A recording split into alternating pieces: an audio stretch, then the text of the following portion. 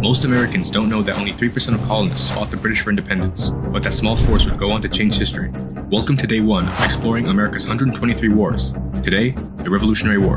Starting in 1765, Britain, being burdened with debt from the recently concluded French and Indian War, imposed the Stamp and Poundstone Act, which would tax commodities in the colonies such as glass, paper, and tea.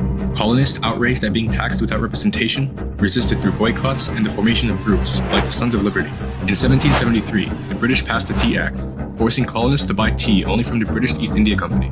The Sons of Liberty responded by boarding a British merchant ship in Boston Harbor and dumping their tea overboard. Tensions would rise, causing the colonies to form the First Continental Congress, which would decide to boycott British goods and arm local militias. In 1775, British forces moved to seize colonial arms and ammunition at Concord. Paul Revere would then make his famous midnight ride to warn others. When the British arrived in Lexington, they faced off with 80 colonial militia, and after an unknown shot was heard, British fired, killing 8 colonists, starting the Revolutionary War. Due to the new events, the Second Continental Congress convened, appointing George Washington as the commander of the Continental Army, and on July 4th, 1776, formally declared independence. Over the next 15 months, the US would struggle, winning only 13 of 42 battles.